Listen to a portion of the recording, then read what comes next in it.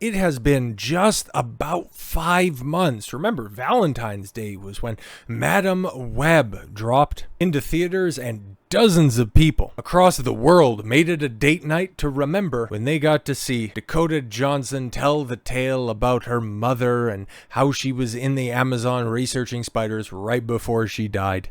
And oh, that was such a fun time to talk about that train wreck of a movie. God, it was bad from every single aspect. The performances, the script, the villain, the ADR work, from a technical perspective, from a creative perspective. This thing was special. There's no other way to put it, because you can't say it was profitable at all. It made $100 million worldwide. It cost $80 million, but hell, it did great numbers on Netflix, right? It was the #1 viewed movie when it came out for several weeks in a row. Just letting you know that people will literally watch anything, which kind of undercuts the critique of one Emma Roberts. Blames Madam Web's disastrous failure on internet culture and everything being made into a joke. No.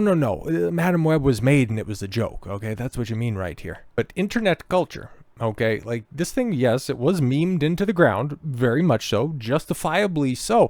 But here's the thing, man. You could try to explain away its failure all you want, but all you have to do is watch the film. All you need to do is listen to some reviews, get some perspective on the film, and realize that no, it wasn't outside actors that made this thing fail. It was the creatives themselves. It was S.J. Clarkson. It was Dakota Johnson phoning in performance on an old Nokia. It was Sydney Sweeney not being allowed to show what made Sweeney popular. Okay, you have hours and hours of her in the Spider-Girl costume, and you only got to see 7 seconds of it? If you wanted to pack normies into the theater, you would have had hot chicks in spandex, but you didn't. You had a period piece from the early 2000s because you wanted to have Dakota Johnson in it. Oh my god, this thing, I know it's been a while since we've talked about it, but all of that nonsense is still fresh in front of mind for me, so you can go ahead and make up whatever you want in here, bro, but nothing's gonna stick. Emma Roberts, who played Mary Parker, really, in Madam Web, recently blamed the film's disastrous failure on internet culture and everything being made into a joke. How many other excuses is she gonna have? Madam, yes, was it the Webster? Sorry, not Madam. Was it disastrous on numerous fronts? The film only grossed $43.8 million domestically and just another $56.4 million internationally. It barely even covered the cost of the Webcopter, of the Madam Copter that was out there, I think, in India or something like that.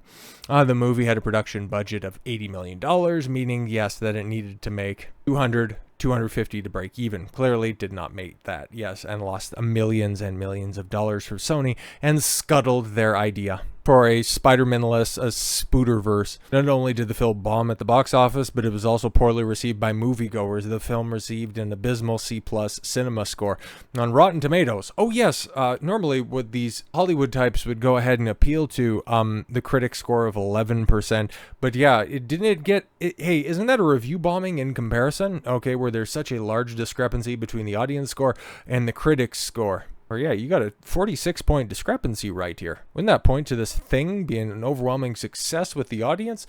Oh no, it's still crap. 11% from the critics.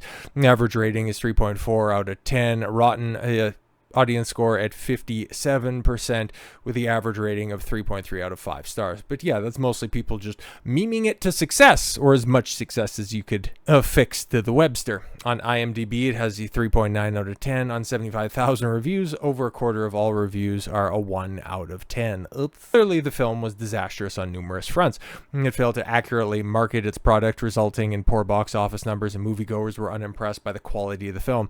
Nevertheless, Roberts put the blame on internet culture rather than the film's producers and directors. While promoting her latest Prime Video film, Space Cadet, she told Variety, "Things work, things don't work. Everyone likes to act like they can predict if they're going to work or they're not, but the truth is you can't. Things do badly and they'll blow up later on TikTok. Things do well, but then you watch them and you're like, this did well? There is no secret. And they're doing something goodish and it's hitting at the right time. Everything else is a wish and a prayer, and I'm not intimidated by failure, and I'm not intimidated by people having negative thoughts about something." Yeah, that should have been about where it ended, because that was the general tone and tenor from a lot of the chicks that were out there. Dakota Johnson, I think, was a little bit more malicious about why didn't my vehicle end up taking me to superstardom like I was promised from my agent. But at least Sydney Sweeney laughed it all off. Some of the other chicks as well just going, yeah, that shit was garbage, bro. And whenever they're asked about it, going, yeah, that was the thing that we did, huh? But to try to revisionist history this as anything less than a total and complete failure, ooh, that's a bold claim. But yeah, she continued, I personally really loved Madam Web. I really enjoyed the movie. I thought everyone in it was great. Did you watch it? Apparently not. The director, S.J. Clarkson, I think did an amazing job. No, she was one of the absolute low points of the film. Like, this thing was a technical disaster. She's the reason I wanted to do that movie.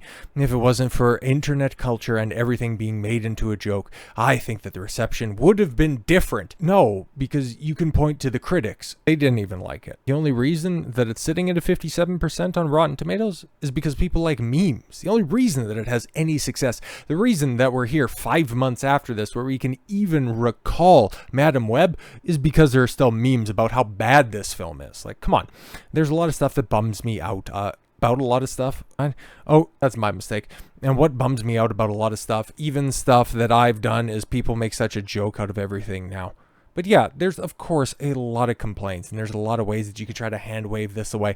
Oh, it's those internet geeks that just want to make a joke out of everything. It's franchise fatigue. It's superhero fatigue. All of these conversations, all of these excuses that were coming out back in February when this thing was bombing in real time. But I just want to go ahead. We'll just go ahead and take a look at the most recent box office results, okay?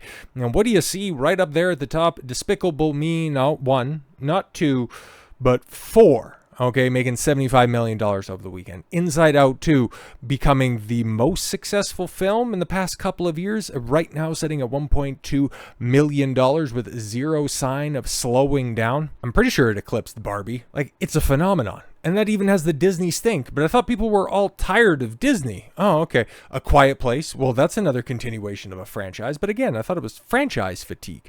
And then, of course, yeah, you have Bad Boys. Oh, no, Will Smith. His career is dead because he's a cuck. People want new things like Horizon. Oh, no, they don't. Or The Fall Guys down there at the bottom. And what is also, set to be the biggest film of the year, potentially even eclipsing Inside Out 2. All right, Deadpool and Wolverine. But I thought everybody was in the throes of franchise fatigue and superhero fatigue.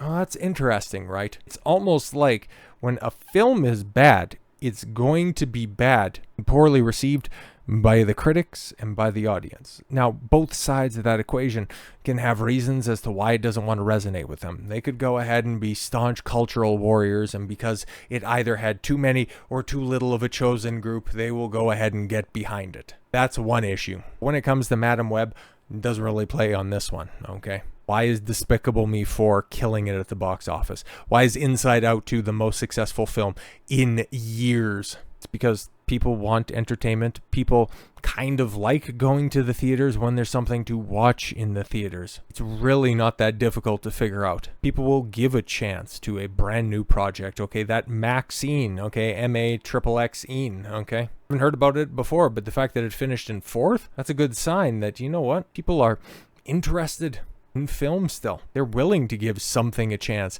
if it's well marketed, if it has a good trailer, if it doesn't have a goofy line that everybody can go, this thing's going to be stupid, if that's the quality of writing that you're willing to put out as advertisement. A lot of hope that the medium of the movie will continue. It's just the problem with the people behind the camera, in front of the camera, giving their uninformed opinions. If we're looking for anything that needs a change, that'd be that right there.